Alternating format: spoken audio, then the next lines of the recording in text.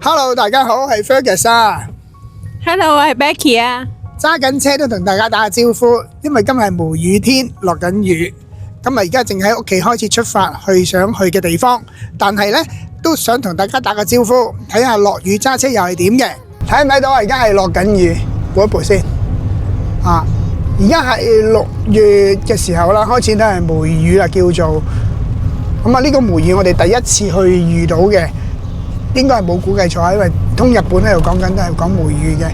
而家係講落雨揸車，究竟又係點一回事呢？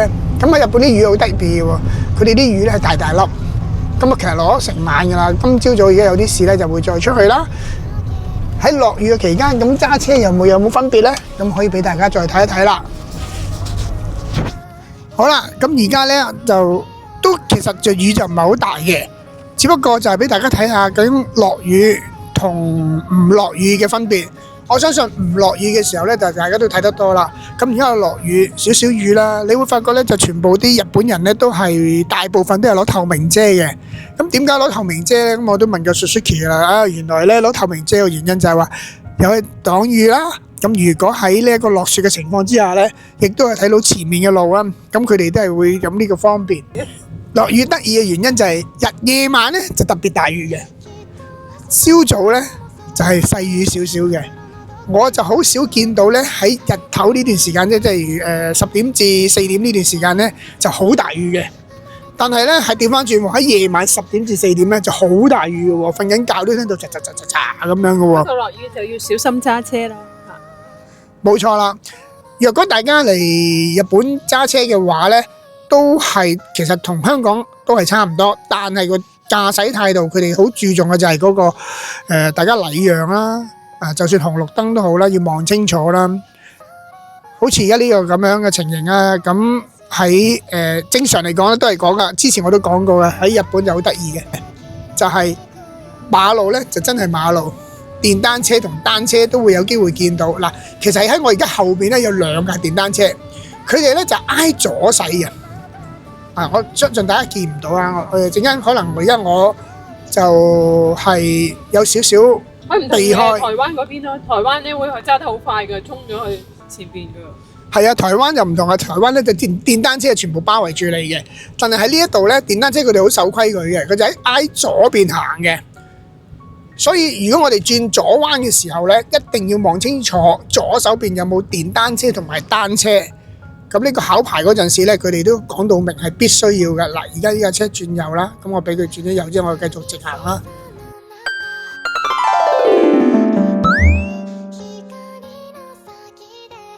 大家嚟到呢一個呢，就係和泉市嘅拉拉 Port 啊！喺好天嘅時候，當然可以泊喺啲嘅露天停車場啦。但係如果係好似呢個梅雨或者落雨嘅情況之下呢，我都建議大家呢，就去一啲室內嘅停車場，又或者室內嘅一啲嘅 shopping mall 行下。除咗依行之後，你落車嗰陣時冇咁麻煩咯，落車嗰陣時唔會俾雨揼。係啦，冇錯啦，呢個就係其中之一啦。第二樣嘢就係話呢個拉拉 Port 呢，係完全唔需要俾停車場費用嘅，唔需要做精算，自出自入。咁呢個好處呢，暫時嚟講，我見到係呢一度呢就先會有嘅。嗱，而家入到嚟呢一度呢，你睇下，大家望一望，係完全冇呢個閘口嘅，係非常之方便。喺梅雨或者落雨嘅時候呢，係一啲嘅有蓋停車場呢，係好好嘅。對於我哋自駕者嘅嚟講呢，我哋揸住架車四圍去。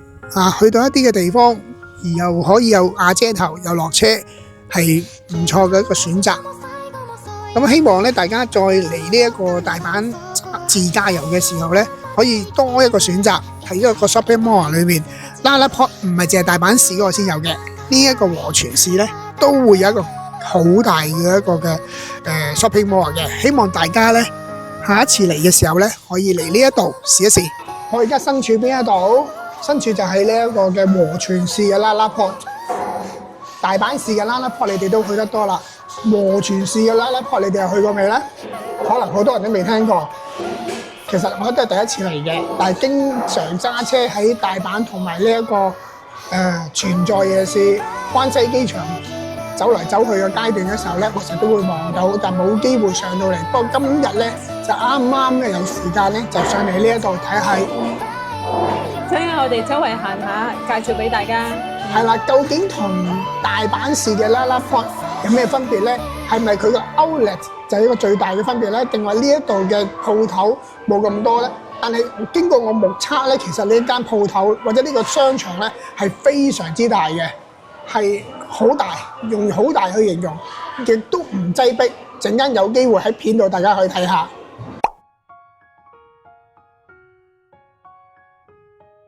喺個 food court 裏面咧，呢一個 corner 位咧就係俾小朋友同大人一齊喺度享樂嘅。呢度有個遊樂場啦，嗰邊亦都有啲小朋友喺度玩緊啦。望出去咧就係和泉市嘅一個高點嚟嘅，望翻落去都幾靚、幾舒服、幾開揚。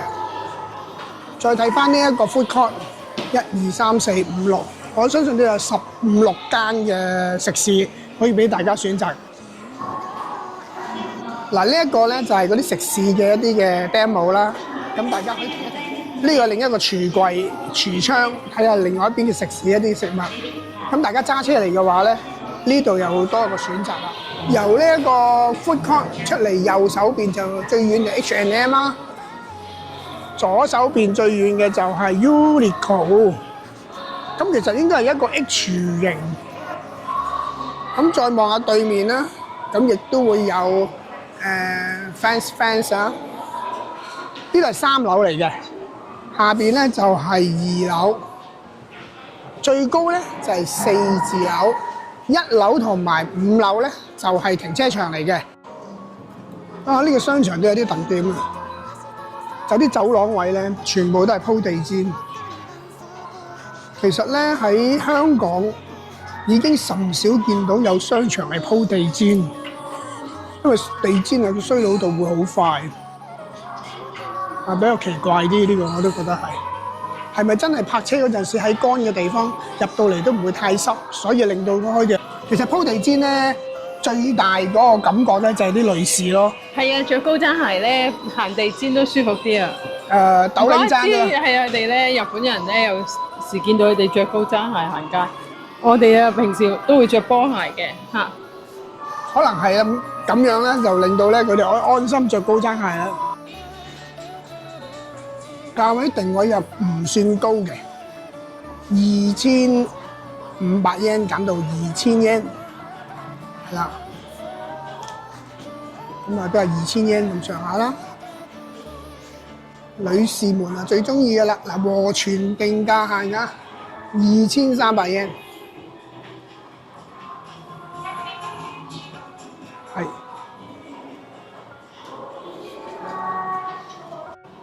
有啲品牌都未見過嘅，呢間我真係少見啲喺商場裏面。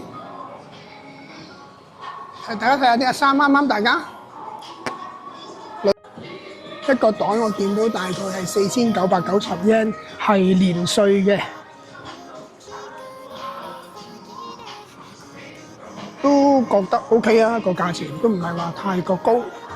咁大家睇啲衫啱唔啱大家啦？呢一套蒙字字系列咧係非常之得意啊！仲有呢一隻咧，其實係咪河馬嚟嘅咧？我都唔係好知道，好得意都係。咁呢一個咧，呢個我唔得啊！呢個樣呢個我唔識講，但係都好受人歡迎嘅。好啦，而家經過中庭穿過嚟呢一邊咧。對面啊，我講緊係對面啊，有 Urban Research Fence 啦。咁另外咧都會有 Starbucks 喺度，咁大家行到攰亦都可以飲杯咖啡，都幾 chill 㗎嚇。Green Label Relaxing， 咁呢一個時裝咧，其實都幾多人認識嘅。如果大家去有留意嘅話咧，都幾受年輕人歡迎，大家可以睇嚟睇下啦。我都好中意啊！呢啲衫咧，我都係好中意。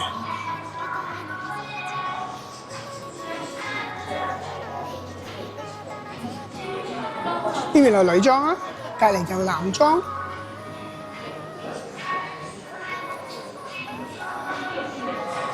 Friends，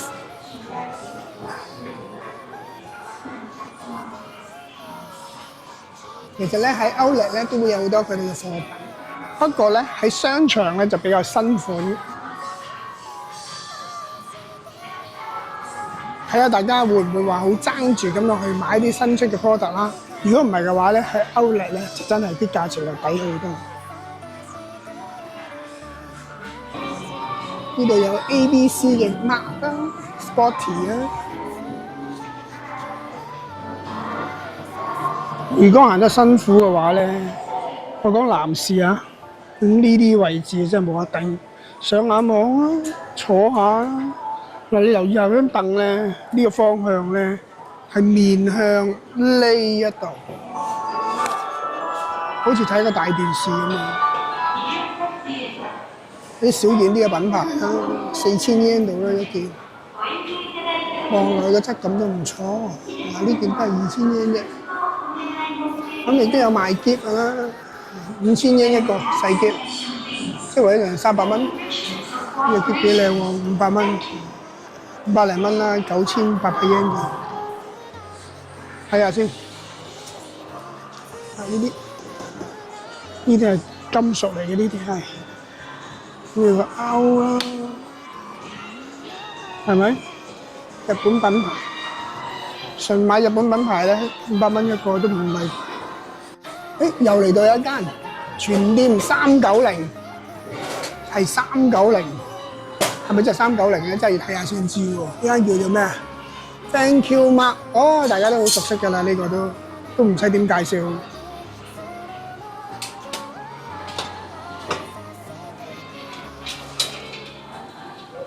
如果全店390 yen 即係400 yen啦，400 yen 4624，即係20零蚊一件嘢啦。咁大家攞住20幾蚊去掃一件貨，就睇下抵唔抵啦。嗱，我就覺得有保留啦，係咪真係390咧？全部都390，真係390，真係390喎，真嘅喎。你知㗎啦，入到嚟390，見到有啲790、1190都會有㗎嘛。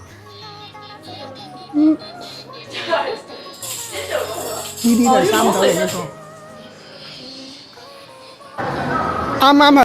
喺鋪度買咗一啲嘅日用品，非常之抵，尤其是呢支太陽油499 yen。咁我問過啦，呢一個商場咧係唔使錢泊車啊，記住係唔使錢泊車啊。如果喺大阪市嗰個 Nana Port 嘅話咧，就有個精算機。如果大家之前有睇過一條片嘅話咧，都會知道係要錢嘅。咁呢個咧，即唔係話要錢，而係話買某個數量先至會 free。但係呢一個咧，任何時段都係免費嘅。咁啊，大家嚟到呢一度咧，就一定唔需要擔心話要買幾多，最緊要就係話你要行幾多時間。喂，hello，大家好，我哋而家行到嚟呢一度咧，差唔多啦。其實咧，大致上都相同嘅，但係咧呢度就行得比較寬鬆啲同埋舒服啲。不過咧，兩邊大家都可以嘗試下嚟下。去到最尾，我哋都買咗好多嘢，唔知睇唔睇到咧？大家係啦，我都買咗好多。係咪抱住一箱二兩咁樣行，都比較平民啲嘅一個地方，大家可以嚟一嚟試一試嘅。有啲乜嘢，下次再同大家見啦。拜拜。好啦，喺度停一停車，同大家講一講前面鏡頭左手邊落去呢條坑渠啊。喺日本咧係好多呢啲咁嘅坑渠。呢啲坑渠點解要同大家講咧？就係有陣時大家行得埋得滯嘅話咧，個轆就會跌咗落去。一跌咗落去嘅話咧，咁啊，梗係要救車啦，咁影響大家去自駕遊嘅行程就唔好啦。所以大家要留心下，左手邊好多個坑渠咧，係完全冇坑渠蓋嘅，係冇橋俾你個轆搭上去嘅。所以一落咧，成架車咧就會跌咗落去噶啦。咁點解再講呢件事咧？就係話有機會大家去到啲雪地嘅地方，其實咧啲雪咧係遮住咗呢個坑渠，你係完全睇唔到嘅。所以有時咧行車嘅時候咧，如果行雪地咧，有機會啦嚇，將來有機會行雪地嘅時候咧，都仲係都跟個胎痕係啦，冇錯 ，Becky 都好叻啦，已經行咗好多次啦，已經係要跟胎痕，胎痕佢哋點行就跟住行。如果唔知嘅話咧，最好咧就俾人行先過你，你就最安全啦。咁到其時咧，你就一定係冇問題嘅，因為始終都唔係日本人，唔係當地人，你唔知嗰個地形係點樣，就唔好去即係衝擊呢啲咁樣嘅坑渠位啦。因為可能你話啊，我兩架車一來一回都好問喎，我盡量拍貼啲啦咁樣。其實若果跌咗落坑渠位，係啊，一行過去咧，因為啲雪你知承受唔到重量啊嘛，就即時跌落去㗎啦。如果係咁樣嘅話咧，成個旅程嘅行程咧就好掃興啦。就算我哋嚟救車都好，你都要等。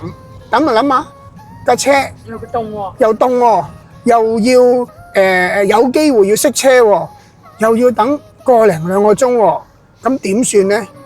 其實真係唔係咁划算嘅，所以係要小心，萬事都係要小心。唔明嘅問一問，盡量睇多啲我哋嘅節目，我都希望能夠將我嘅經驗話俾大家聽嘅。